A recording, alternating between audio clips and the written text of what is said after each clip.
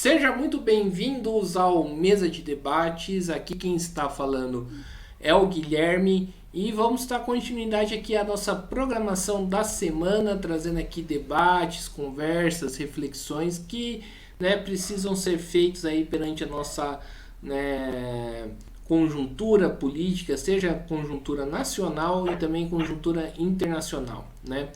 E no dia de hoje, Nova trouxe aqui o professor Eliton Trota, né, que desta vez vai falar aqui de uma reflexão, de um livro que ele escreveu que eu, já faz tempo que eu me interessei aí pela essa reflexão, do livro dele, que é, falando aí da crítica do direito, crítica do direito de Hegel, um livro conhecido aí, escrito aí pelo Marx, onde que o professor Eliton Trota faz aí uma reflexão. Então, sem muita demora, eu novamente aí para aqueles que não te conhecem, ainda, porque o canal, ainda bem que está crescendo, peço que por favor se apresente, Eliton. Ô, meu amigo Guilherme, primeiramente eu quero agradecer a você, ao André Bom Tempo. Espero que esteja um bom tempo por aí, entendeu? Que aqui no Rio chove, mas não molha. Aqui chove bastante nesse período, né? É uma área muito densa de florestas, mar, aquela coisa toda, então chove muito. E causa, por conta da ocupação desordenada das montanhas, das serras, das florestas, por parte de pobres, ricos, classe média, e vamos dizer assim, a leniência e o fechar dos olhos da prefeitura e da governadoria, aí tem esses desastres ambientais e desastres também humanos, que morrem vidas. O meu nome é Wellington Trota, eu sou pesquisador do programa de pós-graduação da Universidade Oeste do Paraná, sob a orientação do meu camarada e amigo Jadir Antunes. O meu trabalho é uma discussão sobre o justo distributivo em Aristóteles e a contrapartida em Agnes Heller, que transitou pela escola de Budapeste, orientada pelo grande bom marxista Georg Lukács. Estou aqui para conversar com o Guilherme e, mais uma vez, agradecer a ele e ao Bom Tempo pela oportunidade de apresentar os meus trabalhos. Valeu, Guilherme. Muito obrigado. Maravilha, então vamos fazer aquela apresentação aí que a gente que você conhece muito bem aí do tema principal do seu livro aí falando do livro do Marx, da crítica do direito de Hegel, da crítica da filosofia do direito de Hegel. Então, Elton, você pode expor aí na sua, a sua tese, sua apresentação aí do que você estudou, pesquisou. Ô, meu querido Guilherme, você pode, naquela configuração como nós semana passada apresentamos, você disponibilizar o botão aí, apresentar? Posso sim? Não, não é esse não, peraí. Deixa eu ver como é que agora eu não me lembro mais. É vídeo? Não.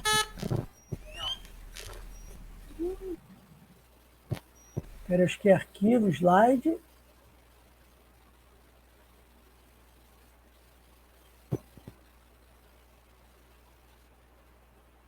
Não, eu acho que eu não estou sabendo, peraí.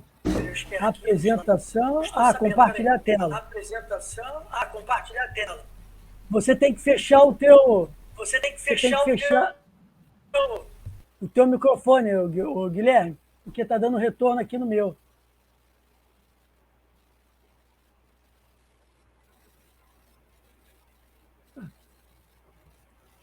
Ah, tá, peraí. Isso.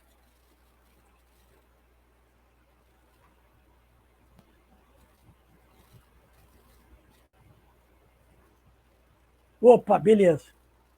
Então, pessoal, no mestrado que eu fiz na UFRJ, no Departamento de Ciência Política, eu trabalhei política e epistemologia.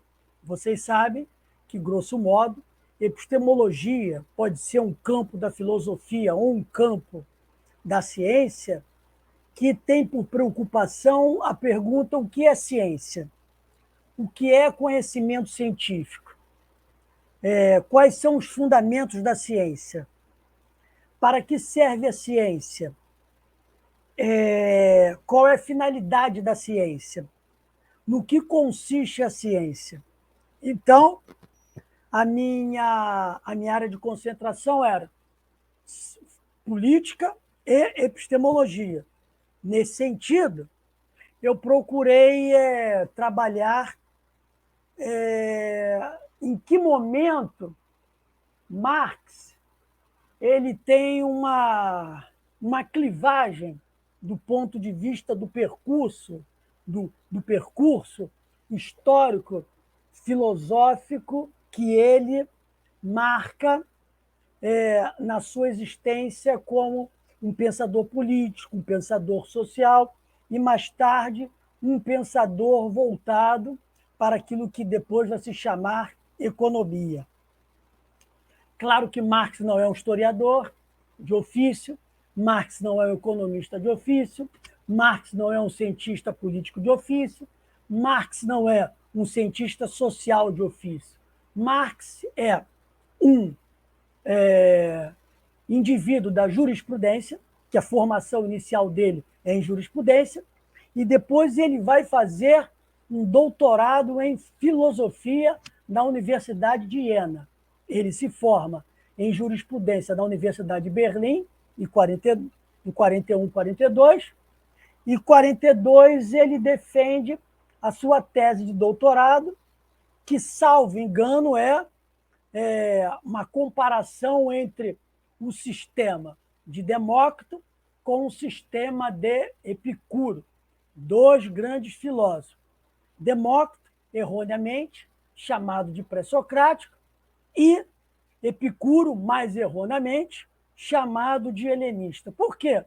Porque é muito ruim você ficar classificando filósofos em helenistas, pré-socráticos, porque se você perguntasse ao Demócrito o que era um filósofo pré-socrático, ele entraria em barafunda. Se você perguntasse ao Epicuro se ele é helenista, eu nem sei o que é isso, entendeu? Isso foi uma invenção moderna para você classificar os filósofos, compreendeu? É o sentido europeu pós-revolução científica, ou pelo menos a partir dos fundamentos da filosofia moderna, em colocar os filósofos numa caixinha.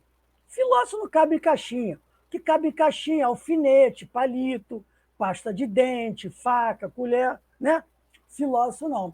Então eu procurei estudar o pensamento de Marx nesse momento, 1843, porque eu tinha lido um texto que me chamava muita atenção de um filósofo italiano chamado Galvani della Volpe, em que ele escreve um livro muito importante sobre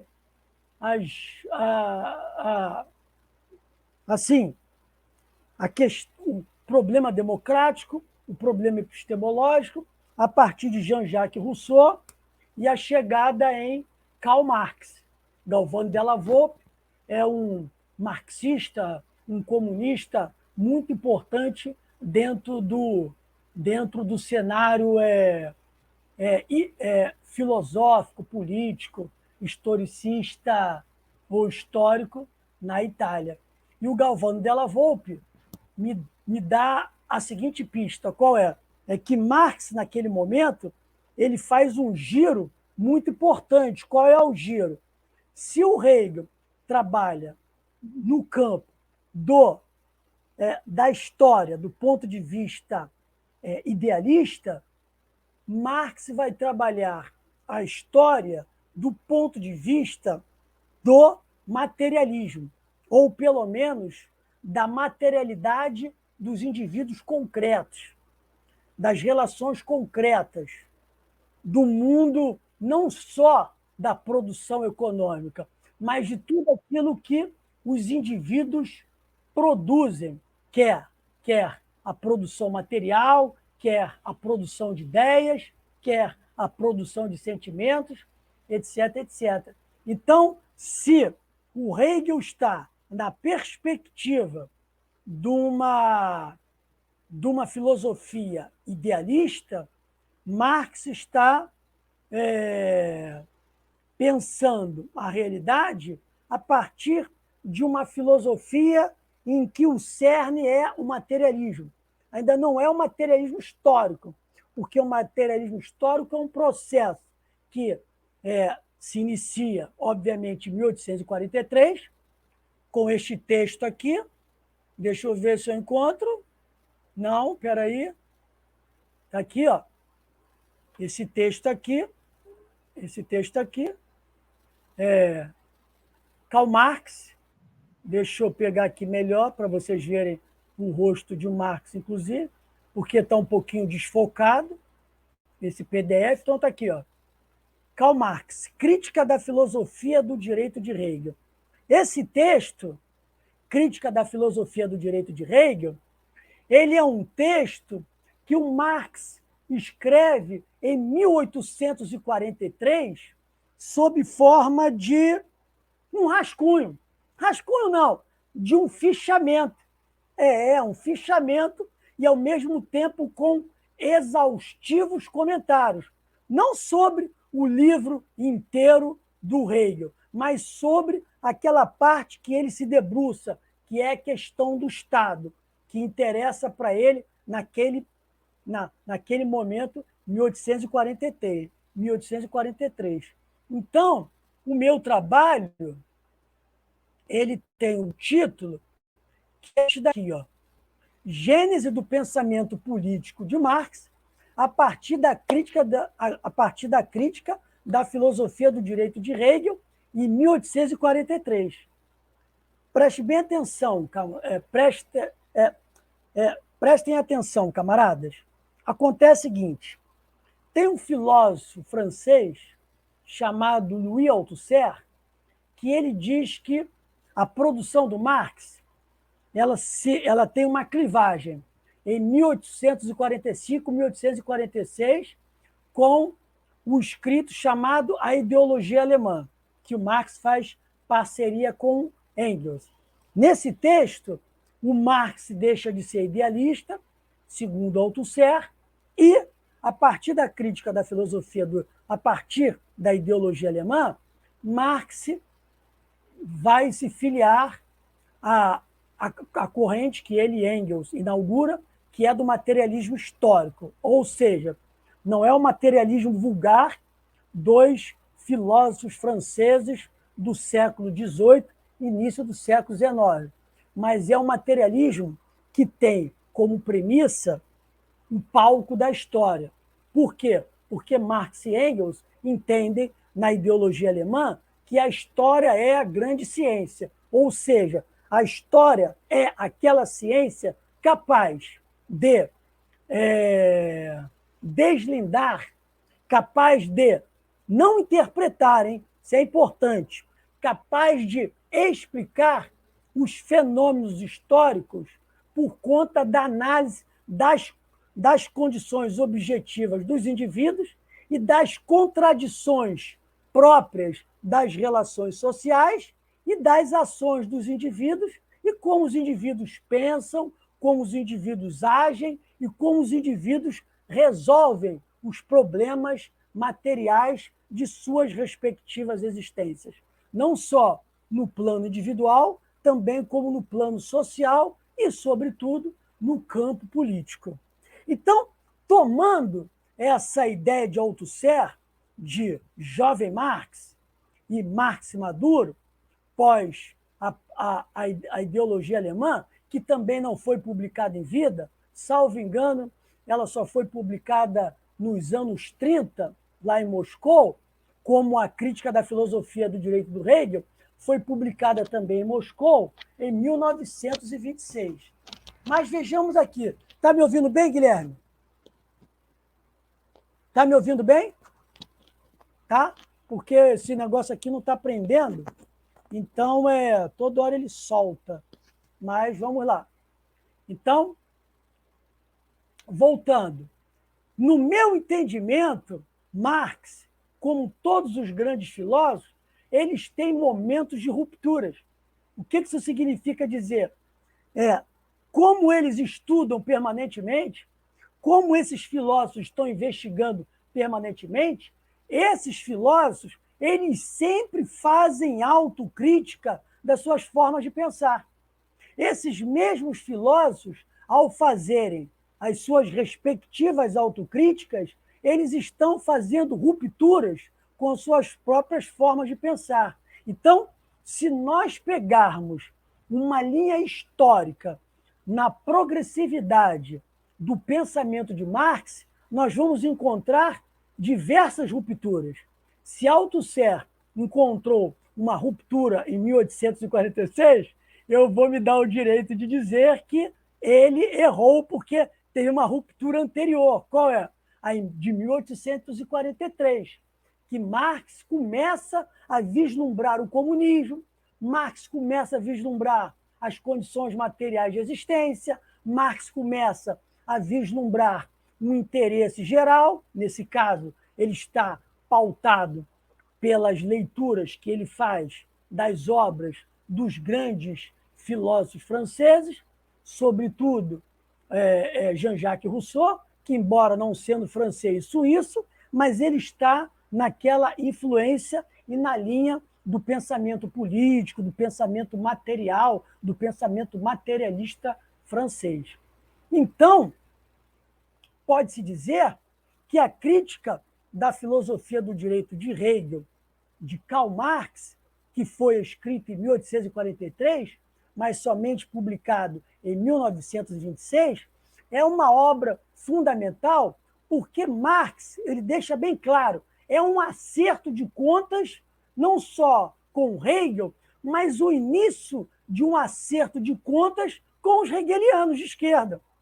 Quem são esses hegelianos de esquerda? Bruno Bauer, Stirner, embora ele seja influenciado pelo Feuerbach, ele começa fazendo algumas críticas a Feuerbach, Ludwig Feuerbach. Ele também faz acerto de contas aí com Proudhon, embora Proudhon não seja um hegeliano de esquerda, e ele vai conhecer Proudhon somente em 44, mas você já observa aqui as teses dele, de uma certa forma, se antecipando à crítica posterior que ele fará ao Proudhon por volta de 1846, quando ele publica A Miséria da Filosofia. Ou seja, o Marx, em 1843, ele já coloca a sua metralhadora mortífera em ação contra os seus antigos camaradas, que são os jovens hegelianos. Por quê? Porque o Marx entende que os jovens hegelianos, quando pegam a política do Hegel, eles pegam a política do Hegel no sentido mais conservador possível e não pegam a política de Hegel naquilo que é altamente revolucionário. E, Guilherme, deixa eu fazer um parêntese aqui. Eu peguei um texto, né? Meu alemão é muito ruim, péssimo, mas eu fui, com a ajuda do meu amigo Google, traduzindo, entendeu? E eu encontrei um texto muito importante que o Hegel ele morreu, o Hegel nasce em 1770 e morre em 1831. E por volta assim de 1828, salvo engano, ele se torna reitor da Universidade de Berlim. Olha só, ele se torna reitor da Universidade de Berlim. E ele é convidado pelo filho do Kaiser, Guilherme III, a imperador, né? Ao imperador Guilherme III, é o filho dele, que é o Guilherme IV, a um jantar. E o Guilherme IV fala assim: ô Hegel, Eu acho o seu livro muito republicano para os nossos interesses. Ô, Hegel, republicano? Eu defendo a monarquia, eu defendo a monarquia constitucional. Aí o Guilherme IV fala, não, não, o seu livro, ele é... Espera aí, só um minutinho. Eu esqueci, perdão.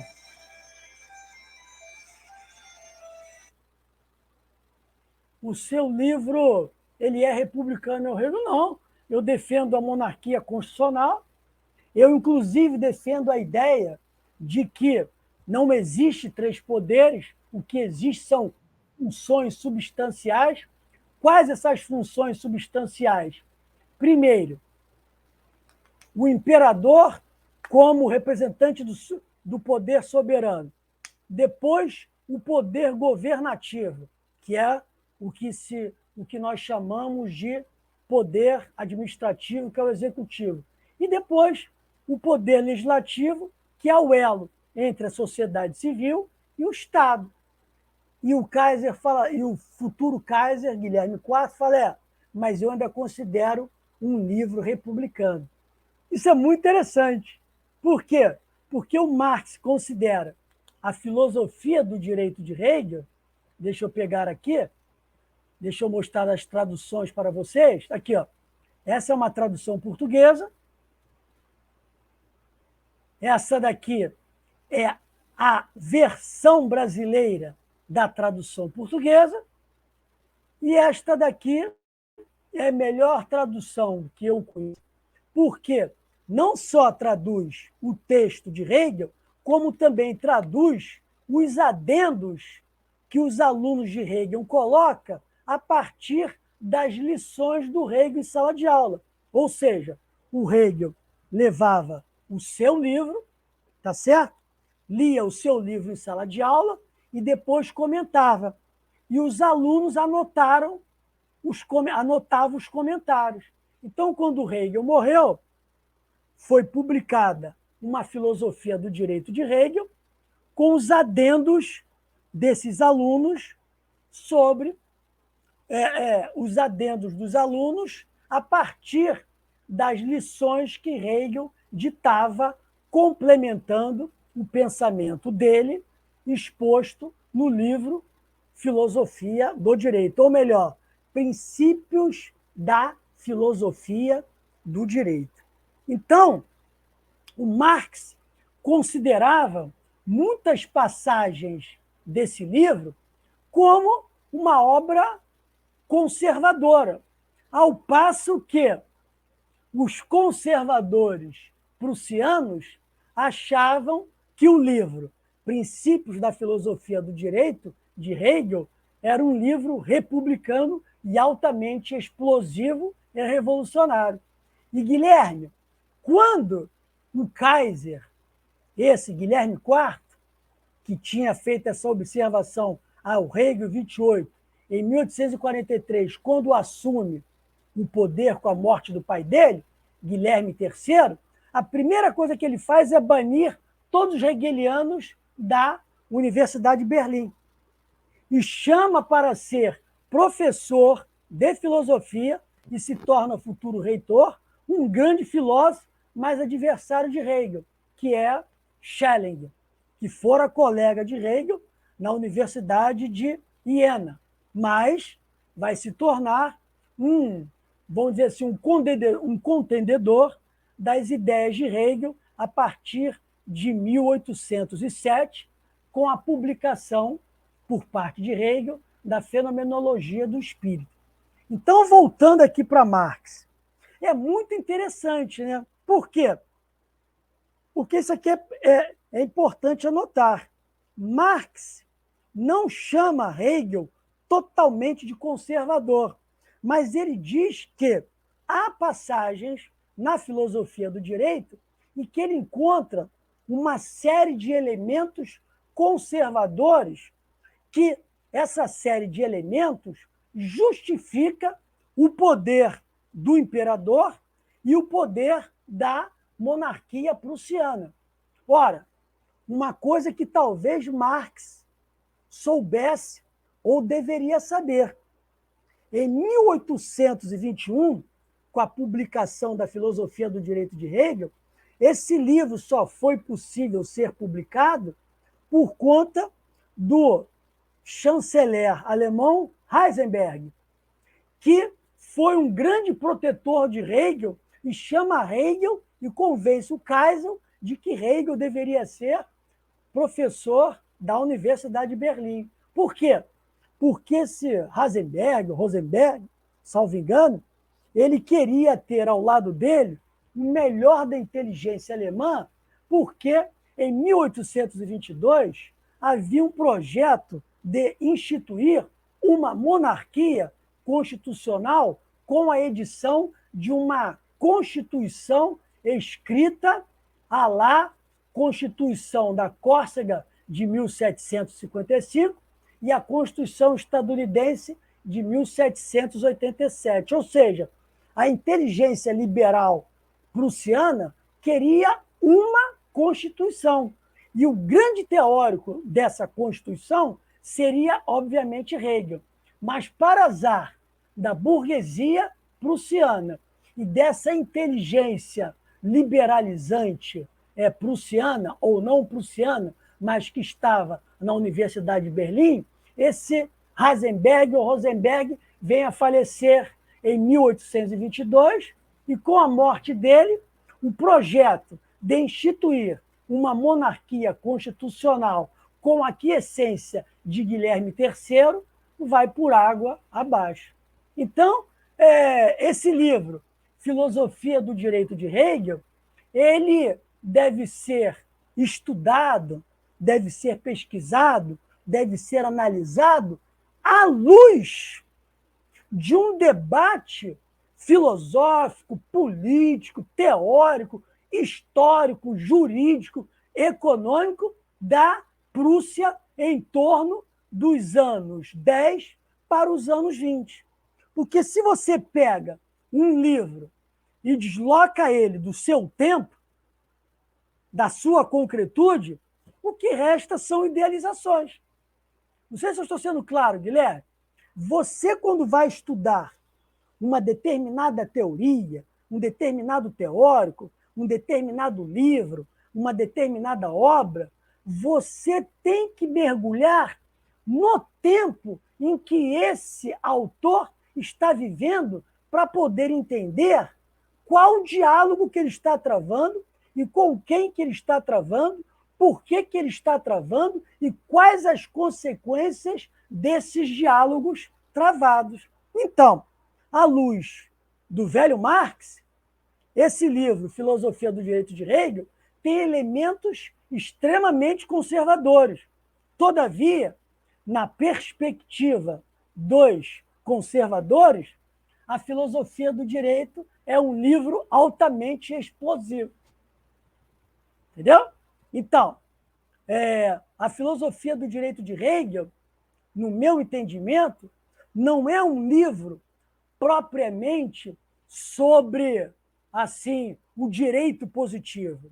Hegel usa esse título, Filosofia do Direito, para pensar as relações éticas, políticas e jurídicas do Estado prussiano que ele está observando e que ele está pensando como não uma utopia, mas uma possibilidade de vir a ser para organizar a Alemanha e unificar a Alemanha em torno da Prússia. Tanto é que isso vai acontecer por volta dos anos de 1860 e o coroamento da unificação italiana se dá quando Bismarck e as suas tropas derrotam Luís Bonaparte e suas tropas, Luís Bonaparte, imperador francês, por volta de 1870 a 1871. E veja, Guilherme, 1871 é o ano em que os trabalhadores, intelectuais, etc. e tal, se revoltam e criam a Comuna de Paris. E quem vai ajudar a destruir a Comuna de Paris? Não é somente o exército francês, é o exército prussiano. Veja como as aristocracias, as oligarquias e as burguesias elas se unem, esquecem de suas diferenças para derrotar o inimigo número um. Qual é? A classe trabalhadora. Entendeu? Então, se a burguesia, se existem as frações burguesas, as frações oligárquicas, e eles se comem uns aos outros, eles param de se comer quando o trabalhador se organiza. Quando o trabalhador se organiza, eles se telefonam e se organizam para destruir os trabalhadores. Por isso que chamar o Bolsonaro de fascismo é uma debilidade mental. Por quê? Porque a classe operária não está organizada.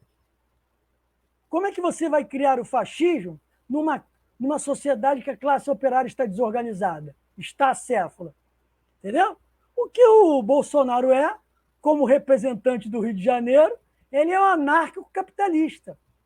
Ele torce para a desconstrução do Estado e o que resta é aquela anarquia capitalista em que salve-se quem puder, entendeu? Porque se o Bolsonaro fosse fascista, ele organizaria o Estado no sentido para a manutenção vamos dizer assim, das ordens, das estruturas, em que o Estado seria essa grande estrutura a comandar essas ordens, a comandar esses organismos. Bolsonaro quer destruir os organismos.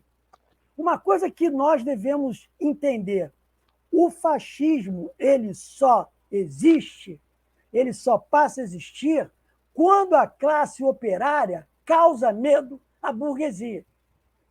Aí o que faz a burguesia? Solta, né, os seus cães selvagens. Quem são os seus cães selvagens? Fernando Henrique Cardoso, Dória, Serra. Esses caras é que são fascistas, que eles destroem toda a sociedade, né? Bolsonaro, na frente do Fernando Henrique Cardoso, deveria ganhar o Prêmio Nobel da Paz, entendeu? O Prêmio Nobel do Desenvolvimento Econômico Brasileiro. Porque quem destruiu o Brasil foi Fernando Henrique Cardoso, entendeu? Esse destruiu o Brasil.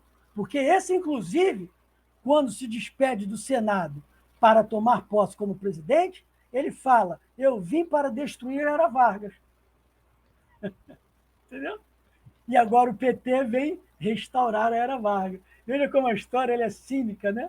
Então, voltando aqui, eu sei por que você me convidou para fazer essa pequena apresentação. Porque da última vez que nós nos encontramos, eu deixei uma pulga atrás da sua orelha. Qual é?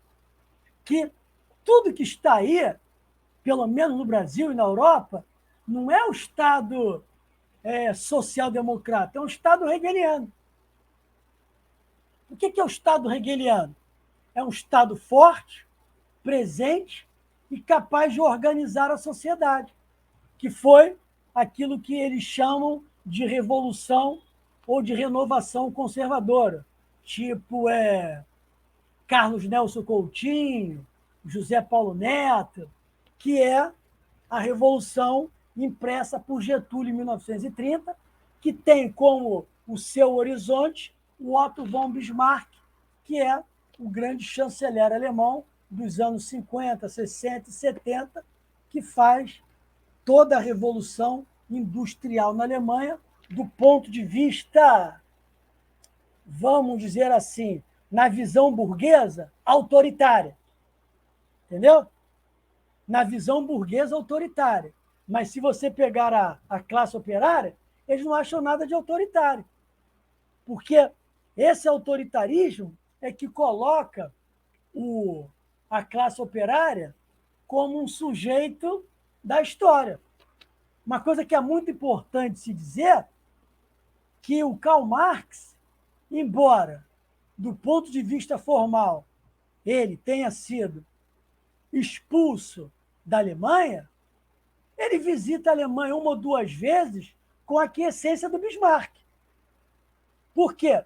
Porque o Bismarck tem toda uma política de boa vizinhança com os partidos socialistas alemães. E é em Gotha que a unificação da social-democracia alemã, liderada por Lassalle e outros grandes políticos e intelectuais, que dali se cria um movimento operário alemão que vai ser fortíssimo, que é um movimento tão forte que eles chegam a ter mais ou menos inscrito. O PT deve ter, assim, 2 milhões de militantes inscritos, filiados. Eu acho que o partido liderado pelos sociais-democratas alemães, entre o século XIX e o século XX, chega a isso, de filiados e militantes. Veja bem como o partido é gigantesco e altamente forte, né?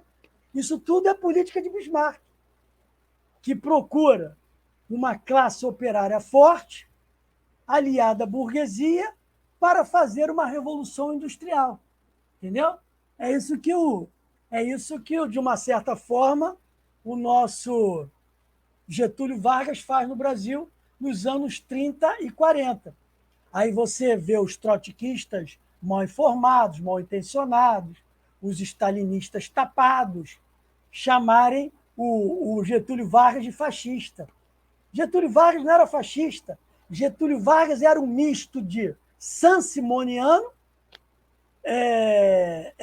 Augusto Conte e Otto von Bismarck. Que ele era um autoritário, isso daí não tem sombra de dúvida. Mas como é que ele poderia instituir a CLT no Brasil num jogo democrático? Em que fala você, fala um, fala outro, fala um, fala outro e ninguém anda para frente. Entendeu? É isso. É como, por exemplo, você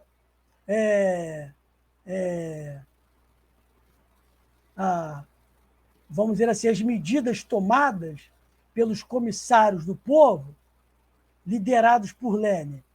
Ele não saiu consultando toda a Rússia. Estava em guerra civil? Não. Nós fomos eleitos como comissários do povo e tuft. Entendeu? Centralismo democrático. Como é que você faz as coisas? Consultando os postes? Não.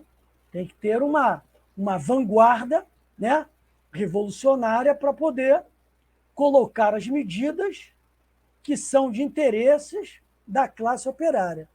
Então, quando eu digo que o Estado presente é um Estado hegeliano, é que o Hegel entendia, na filosofia do direito, que o Estado é a nova polis. O que isso significa dizer? Significa dizer que a sociedade civil ela é apreendida pelo Estado. E todas as contradições existentes na sociedade civil, elas são resolvidas no interior do Estado por meio da racionalidade do Estado. Entendeu? Então, a ideia que o Hegel tem, claro, que aos olhos da burguesia, é um conservadorismo reacionário. Por quê? Porque Hegel não entende o Estado a partir da divisão de poderes. Quais? Executivo, legislativo e judiciário. Não, o Hegel diz, não. Isso vai criar fissura no Estado. Olha o que está acontecendo no Brasil. O Carequinha, ele tem mais poder que o Lula, pô. Ele tem mais poder que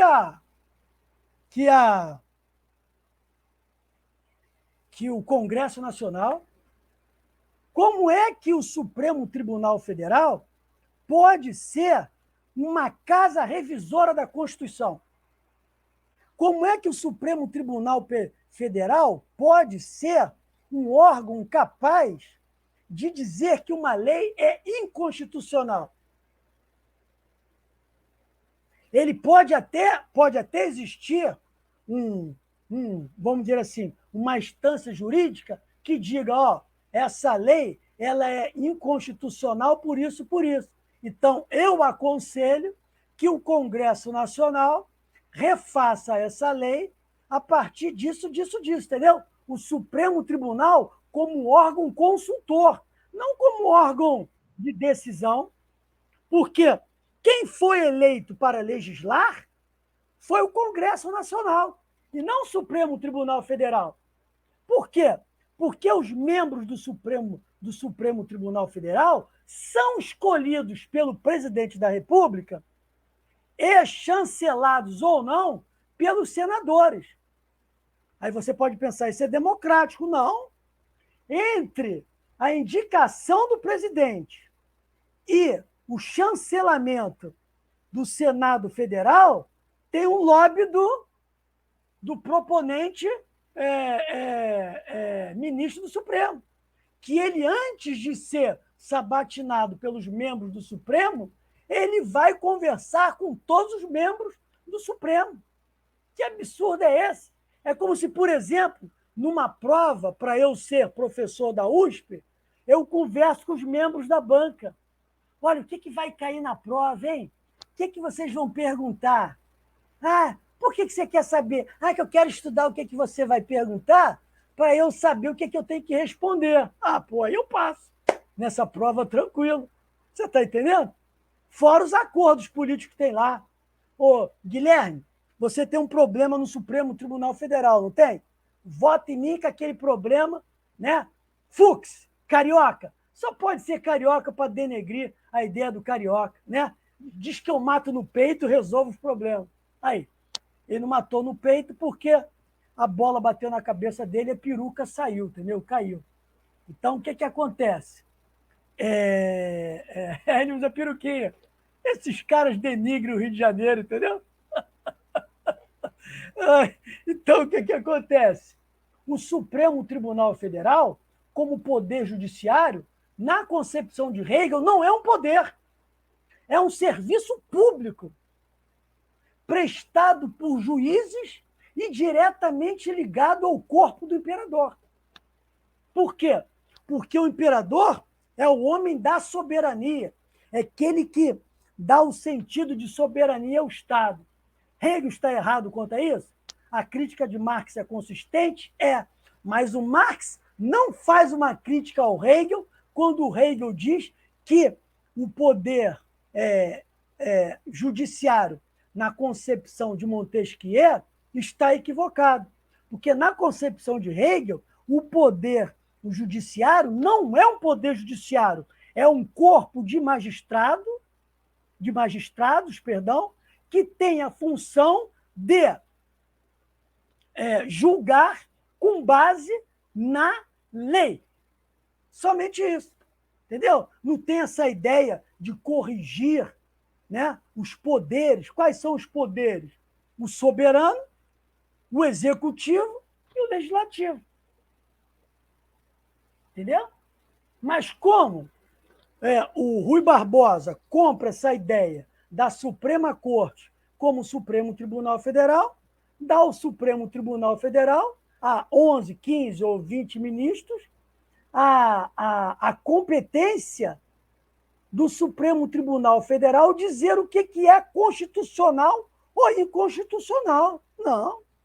Quem tem que dizer o que é constitucional ou inconstitucional chama-se a sociedade civil. Entendeu? Através da OAB, da ABI, dos sindicatos, né? Que vão dizer, olha, essa norma aí do Congresso Nacional, que o presidente da República chancelou, é inconstitucional.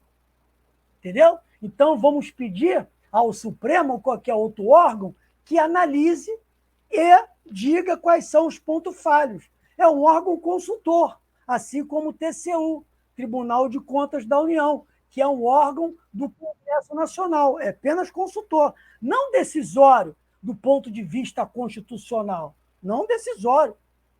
Espera aí, 81 senadores e 500 e tantos deputados erraram tanto para que 11 iluminados, vindo do Olimpo, sejam capazes de dizer o que é constitucional e inconstitucional, e o pior, o Supremo Tribunal Federal com o TSE, eles ficam mudando a cada 4 anos a interpretação das leis que organizam as eleições do Brasil, porque eles ficam colocando alíneas, adendos, parágrafos, ficam modificando a cada ano o processo eleitoral. Eu me lembro que a primeira eleição que eu participei, em 1982, era Santinha, era Galhardete, era não sei o que, era não sei o que. Hoje você não pode nem fazer campanha no meio da rua. Daqui a pouco, se você manifestar o seu candidato na praça pública, você será preso e terá que pagar uma multa de 100 milhões ou trabalhos forçados na Amazônia. Entendeu? É isso que nós vamos chegar lá. Então, quando eu digo que nós caminhamos para o Estado hegeliano, é que o Estado hegeliano é a centralidade do poder governativo. Entendeu? Porque, veja bem, quem é responsável pelo orçamento público no Brasil? É que o Bolsonaro abriu mão dessa prerrogativa, porque ele queria se manter na presidência da República. A competência do orçamento chama-se Poder Executivo. Pronto. Ele é o competente para elaborar o orçamento e mandar para o Congresso, para que o Congresso possa fazer as revisões necessárias como poder capaz de... Qual é a função do Congresso? É o poder fiscalizador dos atos da Presidência da República, ou seja, é o poder fiscalizador do Executivo Federal. Então, a filosofia do direito de Hegel é uma obra extremamente complexa, não é difícil, não tem nada de difícil, mas ela é complexa porque o pensamento de Hegel é complexo porque ele é dialético. E, ao mesmo tempo, ele está, em 1821, tentando resolver o problema da Prússia. Isso não significa dizer que nós devemos adaptar às condições brasileiras aquilo que Hegel pensou em 1821. No entanto, de uma certa forma, as sociedades ocidentais, comandadas pela burguesia, o pensamento liberal, tendem, de alguma forma,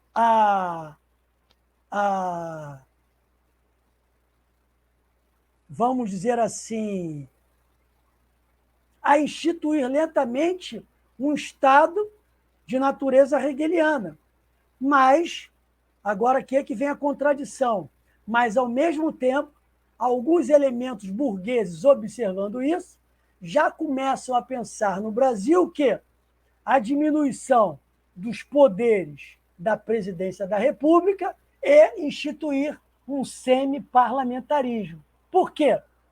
Porque a figura do presidente da República, que é eleito diretamente pelo povo no Brasil, uma das poucas repúblicas que tem isso no planeta Terra, os Estados Unidos, o presidente da República não é eleito diretamente pelo povo, faz da presidência da República e do Poder Executivo uma estrutura forte, porque o presidente no Brasil ele é chefe de governo, ou seja, ele é o responsável pela máquina pública, ele é o responsável pelas políticas públicas, né? Que esse Poder Executivo tem que planejar, executar, monitorar, e, ao mesmo tempo, ele é chefe de estruturas permanentes do Estado.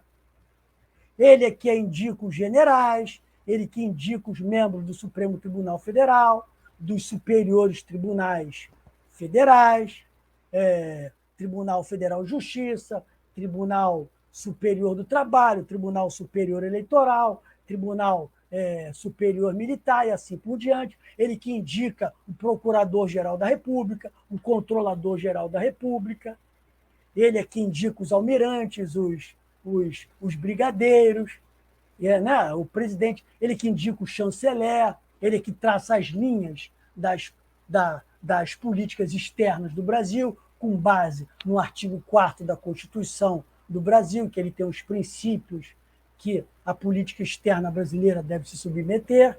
Então, o presidente da República tem um poder imenso. Mas, como o Brasil caminha para uma perspectiva de um Estado hegeliano, desde Vargas, 1930, elementos burgueses começam a entender o seguinte: olha, nós já acumulamos capital, nós já ficamos trilhardários, nós somos uma burguesia rica e agora nós não precisamos do poder executivo. O que nós precisamos agora é de um poder legislativo que tire das mãos do representante da nação poderes que prejudicam a voluptuosidade e a velocidade do capital. Então, eu só peço mais 2 minutos para apresentar o seguinte aqui rapidamente para vocês. Então, esse meu texto aqui, que eu publiquei pela editora Amazon, ele é o seguinte, está dividido assim, né? Introdução, papapá. Então, primeiro capítulo, um histórico de Hegel e Marx. Eu não estou preocupado com toda a vida de Marx, mas eu estou preocupado com a vida de Marx até 1843, quando ele faz essa crítica na lua de mel, hein? Marx vai para a lua de mel com a sua belíssima esposa, que era uma aristocrata, né? Da pequena aristocracia, tanto é que o irmão dela se tornou ministro da Justiça do Guilherme IV. Ao invés de Marx namorar a sua esposa, passear, né? Pagar um sorvete para ela, não. Ele fica no quarto, lendo a filosofia do direito de Hegel e, ao mesmo tempo, fazendo anotações, e essas anotações serão transformadas, em 1926, num livro. Quer dizer, olha onde foi parar esse cara. E o capítulo 2, eu procuro passar em revista o pensamento político de Hegel a partir, vamos dizer assim, daqueles parágrafos fundamentais que Hegel trabalha a ideia de Estado, a configuração de Estado, a importância do Estado, a natureza do Estado, a finalidade do Estado.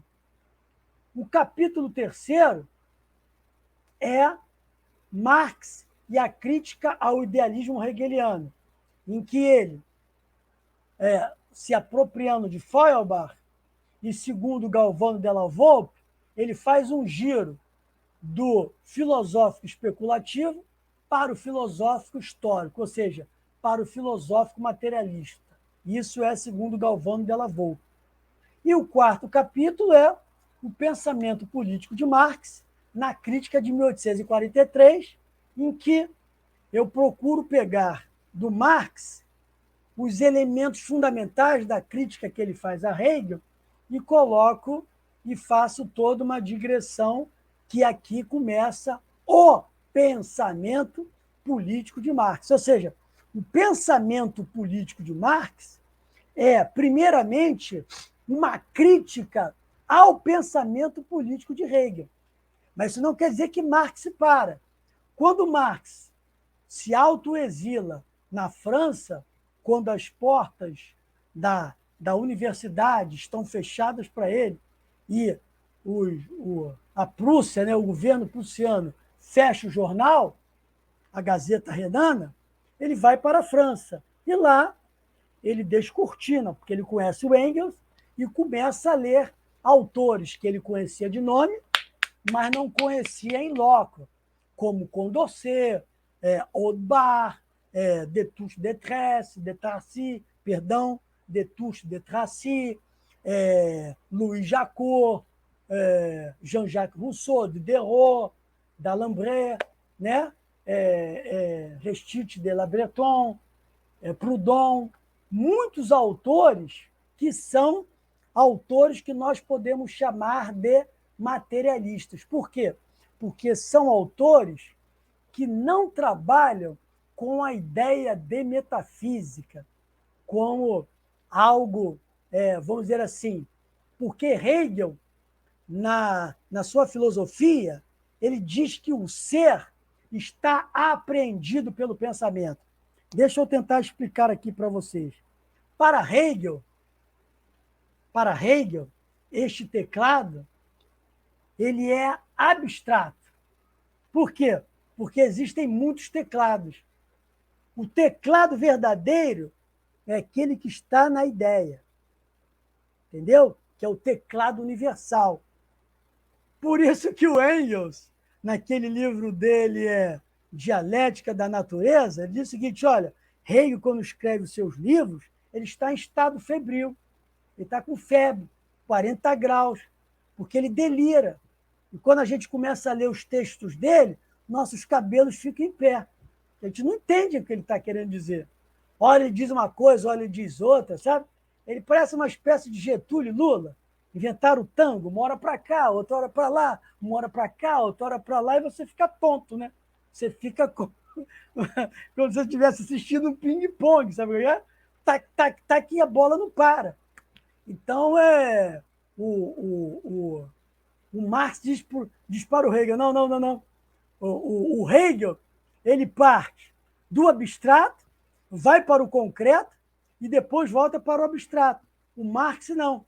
Como um bom aristotélico, ele parte do concreto, né? O concreto aqui é essa mão aqui. O que é o abstrato?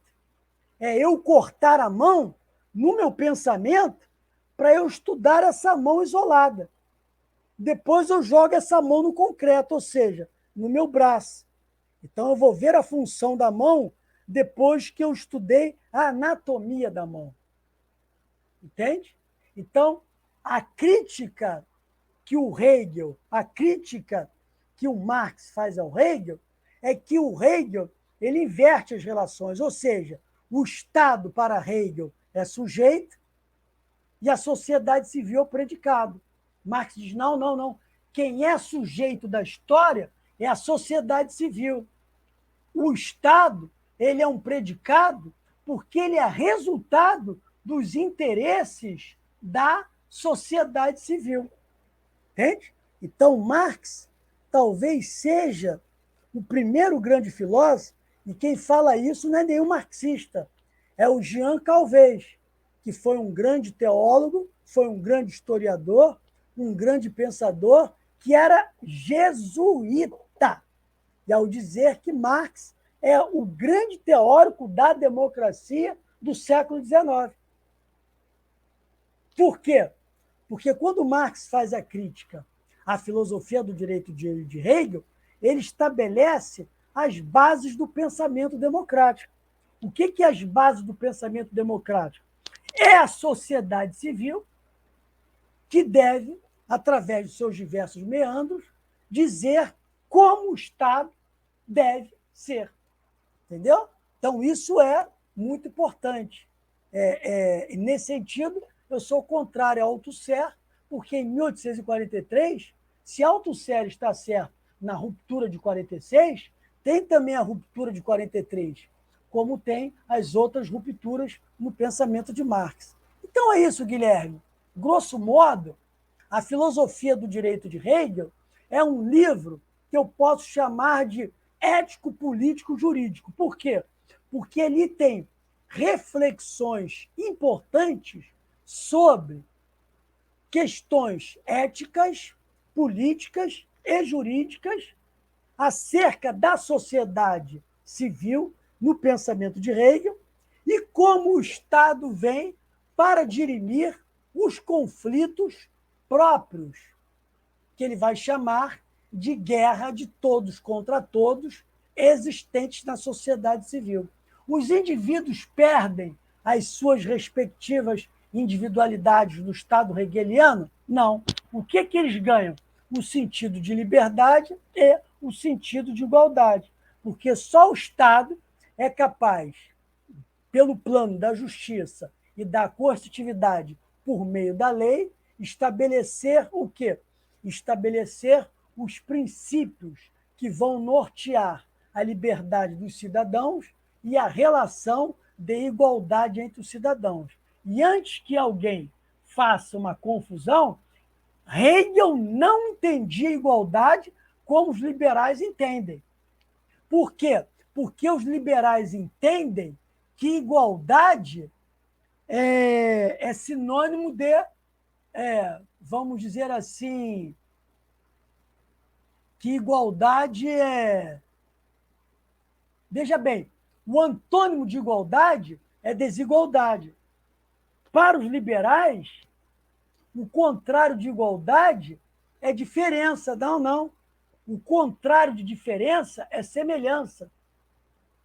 O que o Hegel está dizendo que o papel do Estado é combater as desigualdades próprias da sociedade civil, em que os indivíduos e as corporações veem os seus respectivos interesses unilaterais.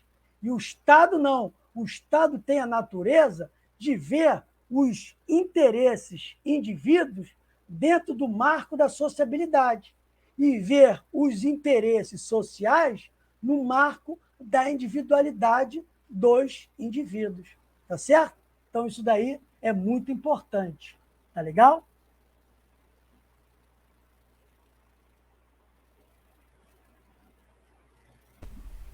Maravilha, acho que eu posso fazer uma pergunta.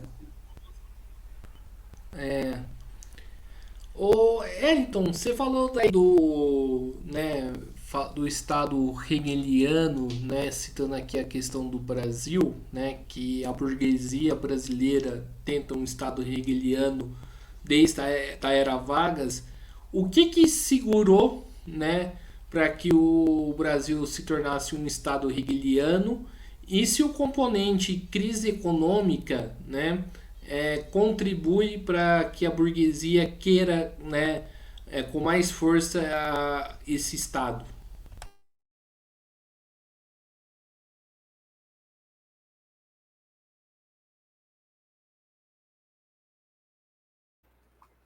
É, veja bem, deixa eu só consertar o que eu falei, melhorar, né? Retificar.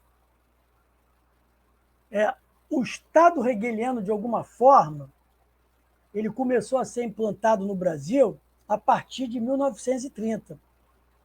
Porque o Vargas ele estabelece logo dois ministérios importantes.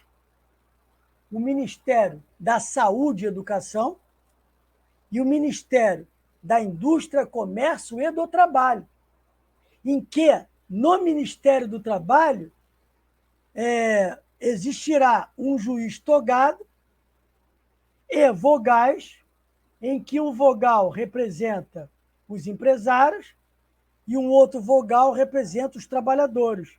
Por isso que se chama Junta de Conciliação e Julgamento. Por quê?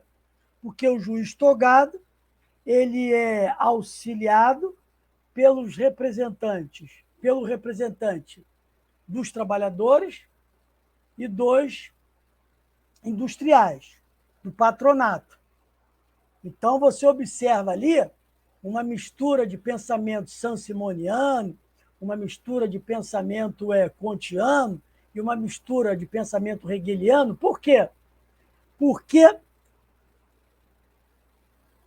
Vargas traz para o interior do Estado uma, um conflito que era resolvido pelos trabalhadores e pelos patrões. Entendeu?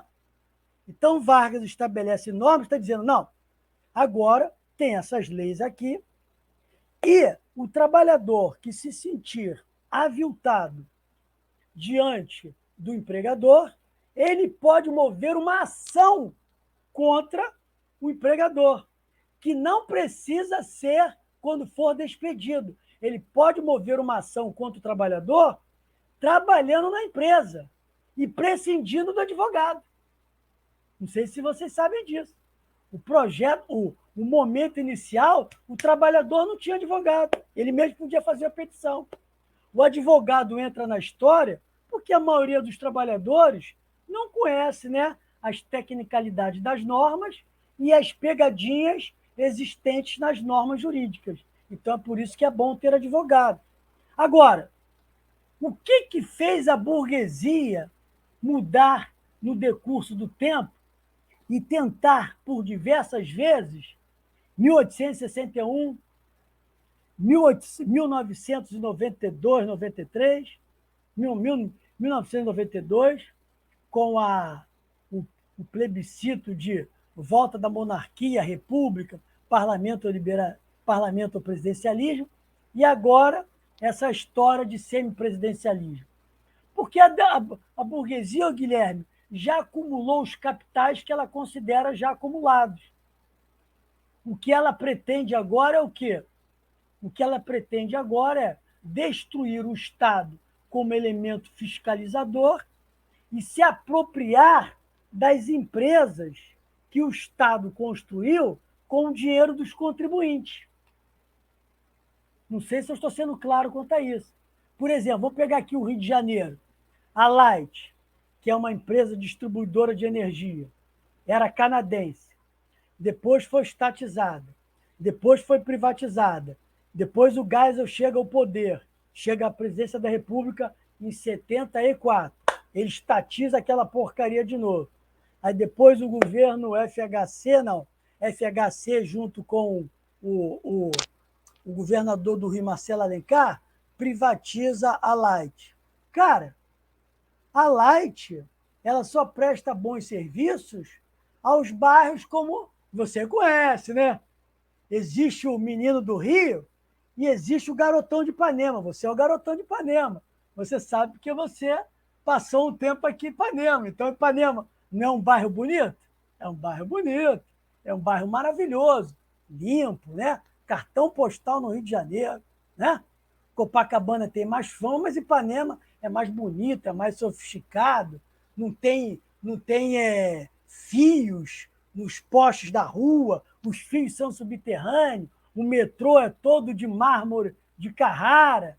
Agora pega o metrô do subúrbio, é pastilha, é tinta, entendeu? Argamassa, é tijolo que está caindo, ou seja, a burguesia, ela agora, o que ela pensa é o seguinte, é destruir a presidência da República e, com isso, pegar aquelas grandes estatais e fatiar para o capital monopolista burguês interno e o capital monopolista burguês imperialista. Esse aqui é o papel da burguesia.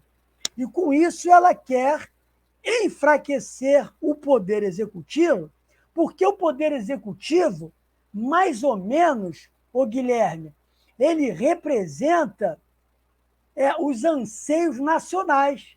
Você está entendendo? Preste atenção aqui.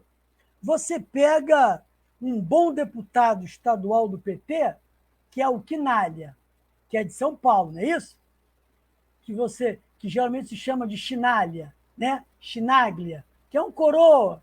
Ou então aquele Ivan do PSOL, que é um velho militante, eu achei ele um bom deputado federal. Ivan, qual é o nome dele? Aquele que é do PSOL, cabeça branquinha, esqueci o nome dele. Ivan Valente. Isso, Ivan Valente, é um cara muito bom, eu gosto dele, gosto das intervenções dele, ele é guerreiro, entendeu? Aí o que acontece? Mesmo aqui no Rio de Janeiro, acho que não tem nenhum bom deputado aqui. Não, vamos colocar o Glauber Braga, que é o deputado do PSOL, ele é valente, ele é guerreiro, entendeu? Mas eles representam fatias. Sabe como é que é? Um representa uma parte de São Paulo, outro representa uma parte da Bahia, outro uma parte do Rio de Janeiro. Agora, o presidente da República, não. Ele é eleito por todos os quadrantes. Entendeu? Ele é o voto nacional. Então, ele chega à presidência da República com a representação da nação. Entendeu? O deputado federal e o senador, eles são representantes de fatias. O presidente da República, não. Então, preste bem atenção. Vamos dar um chute aqui. O Lula teve 51 milhões de votos. O Bolsonaro teve 49. Os 49 que votaram no Bolsonaro votaram no Lula indiretamente, porque aceitaram o jogo. Entendeu? Então, de alguma forma, o Lula representa não só os 51 milhões que votaram nele, como ele representa a nação. E a nação não é constituída de bolsonaristas, de lulistas, PCBistas, maluquistas, entendeu? Corintianos, que são sofredores do Flamengo, São Paulino, entendeu? Essa escória toda. Então, o que acontece? O Lula, o presidente da República, ele representa a nação. Então, a ideia da burguesia hoje é implantar um semiparlamentarismo no Brasil que venha destruir o presidente da República, que é que causa a tensão junto ao Poder Judiciário e causa a tensão junto ao Poder Legislativo. Não sei se eu estou sendo claro, Guilherme. Então, se você estabelece o semipresidencialismo, quais são as funções do presidente da República? Nenhuma. A função dele é indicar general. Para que serve isso? Nada. Indicar membros do Supremo Tribunal Federal, que serão chancelados ao Senado, indicar o Procurador-Geral da República, que será chancelado ou não pelo Senado Federal. O presidente da República ele vai ser só uma figura decorativa.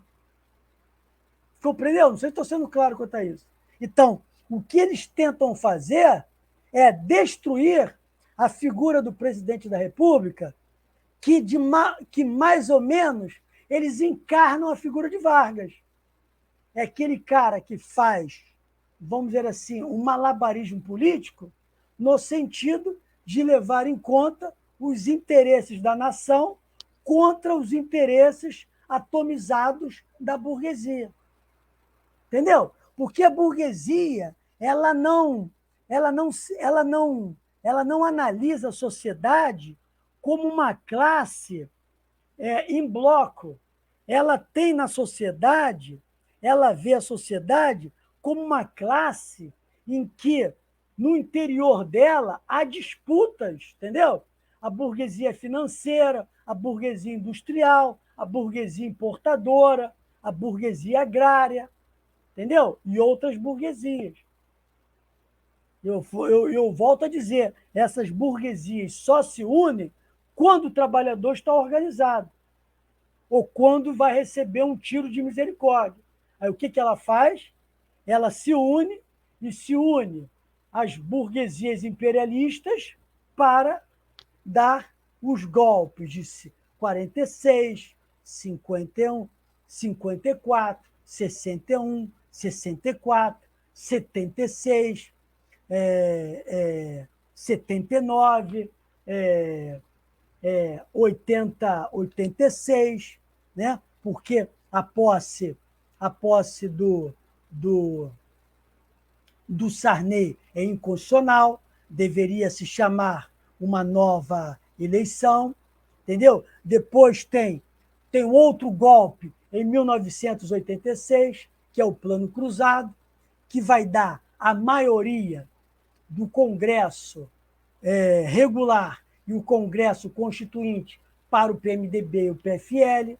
Depois tem o golpe do Fernando Collor, depois tem o golpe do Fernando Henrique Cardoso com a reeleição, e depois tem o último golpe, que é o golpe sobre a Dilma, entendeu? E depois tem o outro golpe, que é a prisão do Lula. Então, o que tem no Brasil é sempre esses golpes com uma tensão da burguesia contra a presidência da República. E eu quero te dizer uma coisa importante. O Marx, e aqui eu vou discordar do Marx nessa época. Deixa eu pegar o livro aqui. Eu não sei onde é que fica o cursor, aí eu tenho que achar ele aqui. Veja bem, o Marx, nesse livro, Crítica da Filosofia do Direito de Hegel, a partir da experiência inglesa de 1640 e de 1689, a partir da experiência estadunidense de 1787, a partir da experiência da Córcega de 1755 e da experiência da Revolução Francesa, Marx entende que o poder legislativo é o grande poder democrático, é o grande poder progressista. Só que o Marx está certo, mas ele não está certo do ponto de vista universal, porque no Brasil não é o poder legislativo progressista. Nos Estados Unidos, o que é progressista é a Suprema Corte Federal. No Brasil, o poder progressista é o presidente da República. Entendeu? Por quê? Porque desde que eu me conheço por gente, há um casuísmo permanente das casas legislativas do Brasil, no âmbito federal, no âmbito estadual e no âmbito municipal, em criar casuísmo para que os progressistas, ou seja, a esquerda de um modo geral, não tenha a maioria dos assentos nos parlamentos. Entendeu? Por quê? Porque nós elegemos o Lula, nós elegemos o JK, nós elegemos a Dilma, nós elegemos o Vargas, em 51, nós lutamos pela posse do João Goulart, em 61, que são presidentes progressistas, mas tem todo um congresso contra eles. Entendeu? Então, a solução que eles estão encontrando é acabar com esse Estado sansimoniano, é acabar com esse Estado hegeliano no Brasil, em que o poder executivo representa a nação, que é o soberano, e procura criar políticas públicas que favoreçam a pequena classe média, o pequeno produtor e os trabalhadores. Então, o que pensa a burguesia? Vamos tentar, de uma vez por todas, implantar o parlamentarismo no Brasil. Por quê? Porque o parlamentarismo no Brasil não tem atenção entre a presidência da República, que representa milhões de votos, e aqueles 40, Alibaba, os 40 ladrões, que representam votos fracionados e interesses múltiplos. Entendeu? Mas que se reúnem contra os interesses da classe trabalhadora. A classe trabalhadora. O maior exemplo foi a deposição da Dilma. A Dilma não caiu por conta de questões contábeis. A Dilma caiu por conta do pré-sal, pô. Entendeu? A Dilma caiu só por isso. Sabe como é que é? Embora ela tenha aberto as pernas na lei do pré-sal, o capital, preste bem atenção, ele é um devorador. Quanto mais dinheiro ele tem, mais dinheiro ele quer. Eu não sei se você conhece os gibis do Tio Patinhas. Já pôde ler os gibis do Tio Patinhas? O que o Tio Patinhas faz sempre?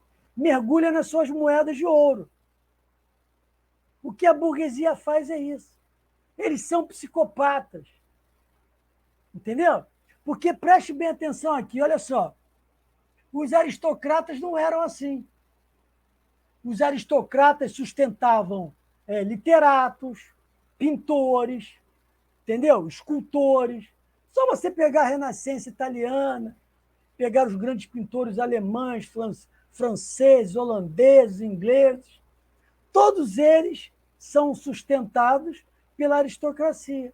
O Beethoven, que era um republicano, era sustentado pela aristocracia vienense.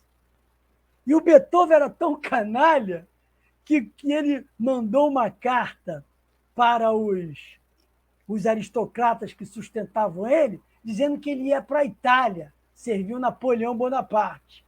Aí os aristocratas de Viena se reuniram e falaram: olha, nós temos que aumentar a pensão desse surdo aqui, pô. Nós não podemos entregar esse surdo para o Napoleão. Vamos entregar o maior representante da música daquele momento. Isso é um valor, você está entendendo? A burguesia não, deixa ele embora. Nosso negócio é só dinheiro. Entendeu? O negócio da burguesia é só dinheiro. A aristocracia ainda tinha um poder de honra. Você está entendendo? Eu tenho a honra de sustentar o canal do Guilherme, mesa de debate. Aí tem lá o seu nome, aí tem lá o nome, o Duque Wellington Trota, Duque de Ipanema, entendeu? Que sustenta um canal mesa de debate e não pede nada em troca. O que pede é só a minha figura ali, entendeu? Como mecenas. A burguesia não. Que a burguesia quer dinheiro, dinheiro, dinheiro, dinheiro, dinheiro, dinheiro, porque tem fome de dinheiro. Entendeu? Eles são psicopatas. Você não viu o que fizeram com as lojas americanas no Rio de Janeiro? Uma fraude que deve chegar a 40 bilhões, sei lá, de reais, eles vão colocar esse dinheiro aonde? Entendeu? O que justifica esses caras terem muito dinheiro é fazer obras sociais, é criar museus, é comprar um iate do tamanho da Baía de Guanabara e colocar ali todas as belas cariocas, pretas, mulatas, morenas, louras e ruivas, mas nem eles podem fazer isso, porque são homens da cabeça branca, entendeu? Já estão para lá de Marrakech. Por que eles querem tanto dinheiro? Fala para mim isso, me explica. São psicopatas, rapaz. Eu cheguei à conclusão que os burgueses, eles são piores que os aristocratas dos séculos XVI, XVII, XVIII e XIX, porque ali havia um pouco de honra. Você está entendendo? Quem é que sustenta os grandes compositores no Rio de Janeiro? O da sua terra, São Paulo, que é o Carlos Gomes.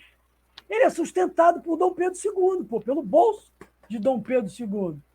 Quem é o Garcia Nunes, um dos maiores compositores cariocas e brasileiros, que é compositor de música clássica, que é compositor de música sacra. Ele é preto. Ele é sustentado pelo Dom João VI, pô.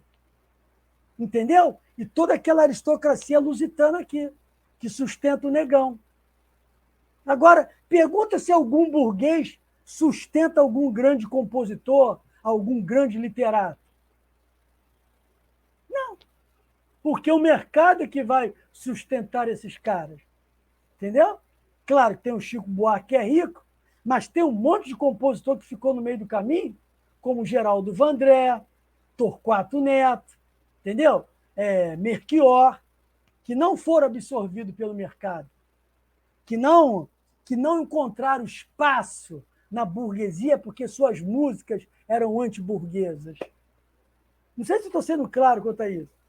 Entendeu? Você pega as obras do Gil Vicente, que foi um grande escritor burguês, aliás, um grande escritor português, da virada do mundo medieval para o mundo moderno, ele, nas suas obras, faz críticas à aristocracia, ao rei, e todo mundo ri com aquilo e sustenta ele. Entendeu? Aí vai você fazer uma crítica ao Roberto Marinho. Nunca mais você entra na Rede Globo, entendeu? Nunca mais você publica em lugar nenhum, porque a Rede Globo ela é dona do jornal Valor e tem associação com o Estado de São Paulo, a Folha de São Paulo, a Veja, e a Isto É, pronto. O Guilherme e o Bom Tempo estão mortos. Entendeu? Então, essa sua pergunta ela é legal porque a natureza da burguesia brasileira é uma burguesia que está a serviço do capital internacional. Por isso que o Brasil nunca vai ter independência. O Brasil só vai ter independência quando a classe trabalhadora fizer a sua revolução. Mas a classe trabalhadora não pode fazer a sua revolução porque a classe trabalhadora não tem oportunidade de ir para a escola. Eu estou aqui falando com você, eu sou um trabalhador? Sou. Você é um trabalhador? É. Mas o grosso dos trabalhadores, essa hora, estão empilhados nos trens de São Paulo, Rio de Janeiro, vamos falar dos estados mais industrializados, Rio de Janeiro, São Paulo, Minas Gerais, Rio Grande do Sul, Paraná. Então, os caras não têm tempo de estudar. Quem deveria fazer isso? A pequena classe média, que é a classe dos intelectuais. Mas só que esses intelectuais, eles são comprados pela burguesia. Entendeu? Eles são comprados pela burguesia e ficam fazendo músicas burguesas, ficam escrevendo livros burgueses. Entendeu? Você vê o ministro do Lula aí, o Silvio de Almeida. Silvio de Almeida sai de São Paulo como marxista lucatiano, vai para os Estados Unidos, se torna professor da Universidade de Duke e volta como identitário e ligado ao IREE, que é Instituto de Estudos Empresariais, Estado, etc., etc., cujos diretores são Etigóia e Raul Jungmann. Pô, Eu trabalhei para a Estácio, que é uma empresa privada, tá certo? Mas eu não trabalhei para o IRE. IRE é um braço do Departamento de Estado no Brasil. Está provado, pô. Quem é o Etchegóia? É um cara ligado ao Departamento de Estado dos Estados Unidos. Como é que o marxista vai trabalhar para o IRE? Aí depois ele volta com esse negócio de preto. Aí depois você vê que ele está ligado a pessoas que... Aí eles ficam falando de roupa afro, roupa não sei das quantas. Aí os amigos têm ateliê de roupa afro. Aí tu começa, entendeu? A concatenar as coisas. Eu tenho um amigo que é do movimento negro, que ele foi para o Senegal. Aí comprou uma roupa de carnaval, sabe? Aquelas roupas que os pretos usam aqui, cabelo rastafari, chapéu de onça, roupa de lagarto. Aí foi para a África, foi lá para o Senegal.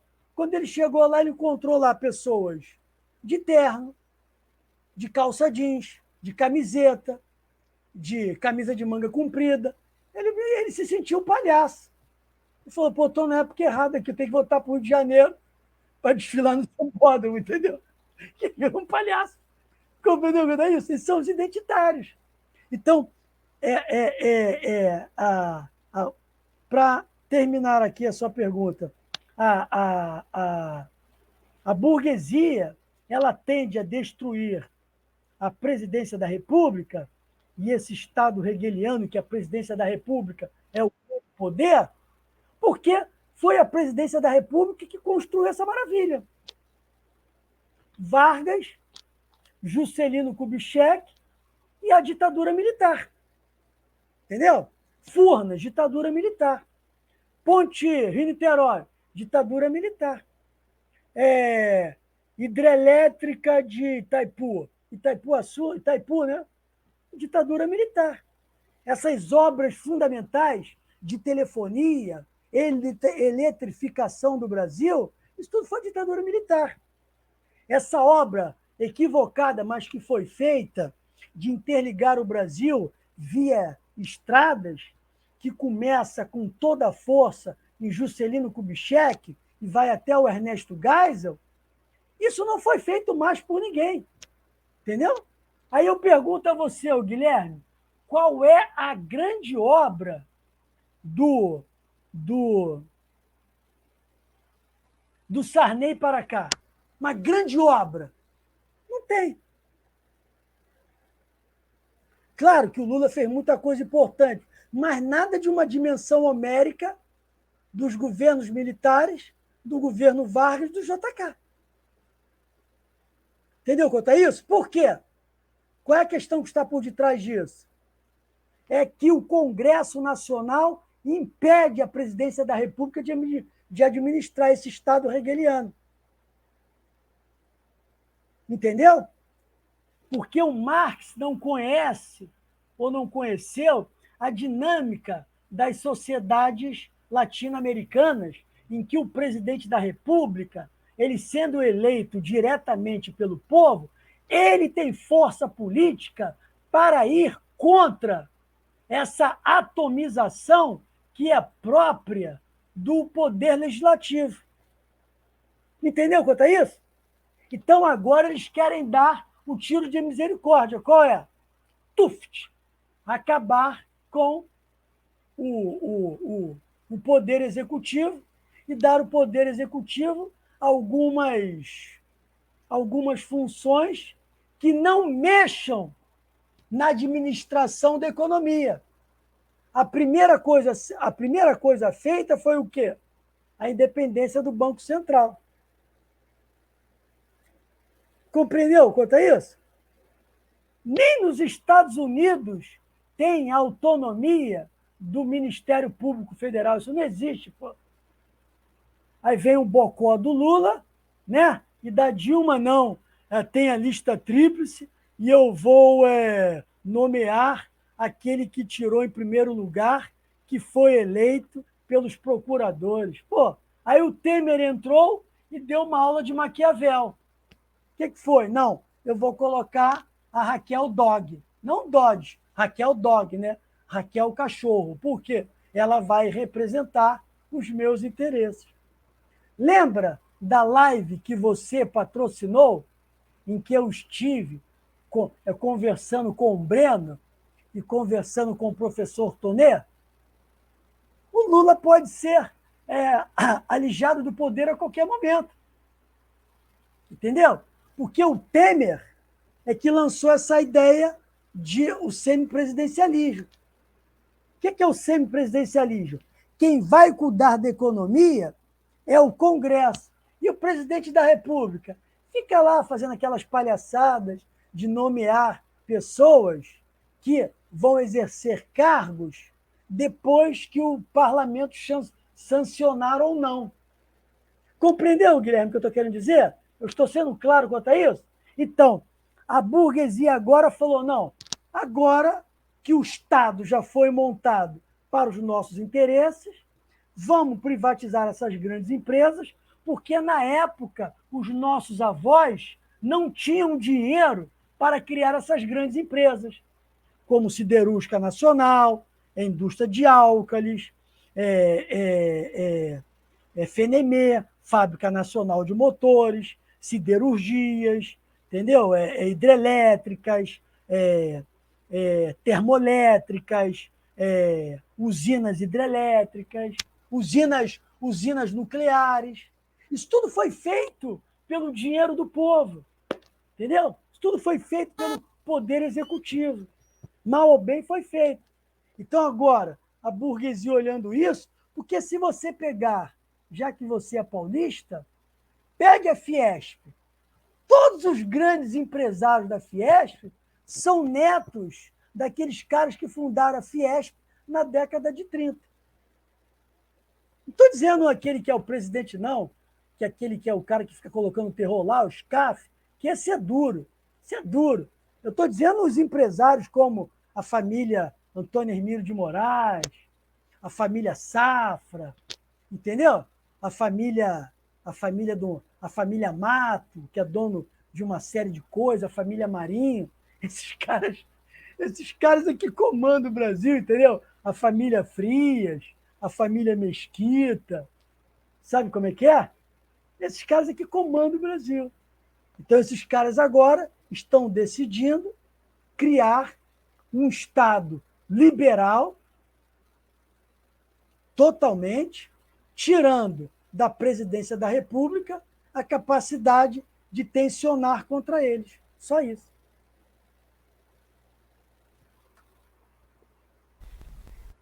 Então é isso aí, pessoal. Né? Estamos iniciando aqui mais uma live de Mesa de Debates. Quero aqui agradecer imensamente ao professor Eliton Trota aí pela sua participação. Gostei aí da sua apresentação, né? E passo a bola aí para ele fazer as considerações finais.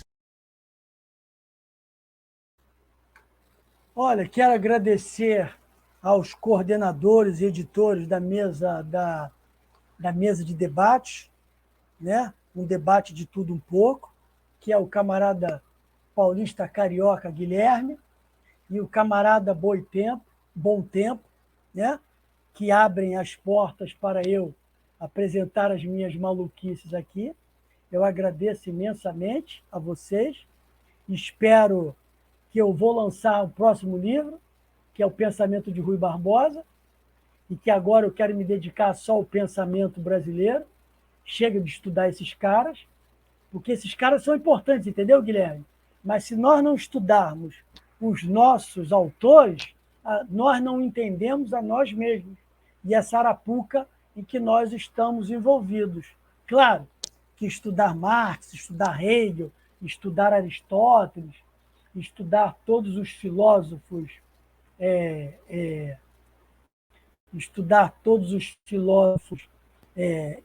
europeus, latino-americanos, é sempre importante, entendeu? Mas o que é mais importante peraí, deixa eu fechar aqui, Guilherme. O mais importante é nós estudarmos os nossos filósofos com o objetivo de clarear os nossos problemas e encontrarmos as nossas soluções. Meu querido amigo Guilherme, Saudações rubro-negras e felicidade para você, sua família, a nossa família aqui de mesa de debate, e mande um abraço para o bom tempo. Maravilha, um abraço aí para você também, professor Elton Trota. Então, mais uma vez aqui agradecendo ao professor, também agradecendo também a você que estiver nos assistindo. Não se esqueça aí de se inscrever aqui no canal Podcast Mesa de Debates de Tudo Um Pouco.